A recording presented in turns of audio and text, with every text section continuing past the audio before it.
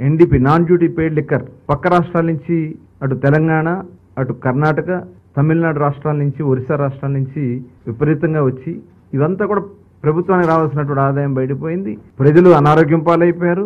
Illicit liquor కూడా విపరీతంగా పెరిగిపోయింది. ఇవన్నీ కూడా పరిశీలించిన తర్వాత గౌరవ ముఖ్యమంత్రి గారు ఒక బెస్ట్ పాలసీ, గతంలో కూడా 94 తర్వాత అప్పుడున్నటువంటి విధానాల్లో మార్పులు చేసి దేశంలోనే ఆదర్శంగా నిలిచింది. ఆ రోజున దేశంలో ఉన్నటువంటి అన్ని రాష్ట్రాల్లో వచ్చి ఆంధ్ర రాష్ట్రంలో చూసి ఎలాంటి పాలసీ అమలు జరుగుతుందని ఆ రోజు చూశారు. దాన్ని కూడా దృష్టిలో పెట్టుకుని ఒక బెస్ట్ పాలసీని తయారు చేయడం కోసం మా కమిటీ సభ్యులందరం కూడా డిపార్ట్మెంట్లో కూడా వాళ్ళు కూడా అధ్యయనం చేశారు.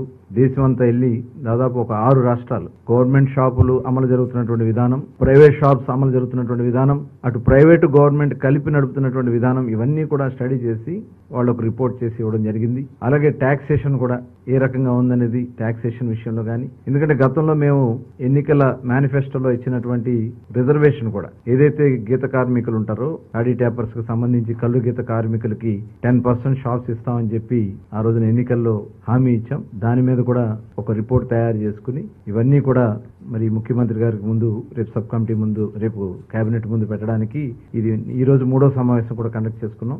ముఖ్యమంత్రి మొత్తం 4 సమావేశాలు అయినాయి.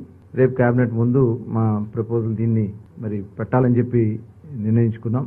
దీనిలో సరసమైనటువంటి ధరలకి నాణ్యమైనటువంటి బ్రాండ్స్ తో ప్రజల ఆరోగ్యాలను కాపాడే విధంగా ఈ పాలసీని డిజైన్ చేయాలని, అలాగే దీనివల్ల ఏంటంటే నార్కోటిక్ విపరీతంగా డ్రగ్స్ కానీ గంజాయి కానీ వాళ్ళు విపరీతంగా యూత్ అంతా కూడా గతంలో బీర్ సేల్స్ కి ఇప్పుడున్న బీర్ సేల్స్ కి 50% పడిపోయింది. కేవలం రేట్లు పెంచడం వల్ల వాళ్ళందరూ కూడా డైవర్ట్ అయ్యి గంజాయికి, డ్రగ్స్ కి వాళ్ళు డైవర్ట్ అయిపోయారు. తిరిగి అవన్నీ కూడా కంట్రోల్ చేయడానికి కూడా మరి దీంట్లో ఈ పాలసీలో కొంత ఈ ఎరాడికేషన్ కి సంబంధించి ఏదైతే మద్యాన్ని నియంత్రణ కోసం రేపు రాబోయే కాలంలో కొంత ఫండింగ్ కూడా దానికోసం ఖర్చు పెట్టడానికి కూడా నిర్ణయించుకోవడం కూడా జరిగింది.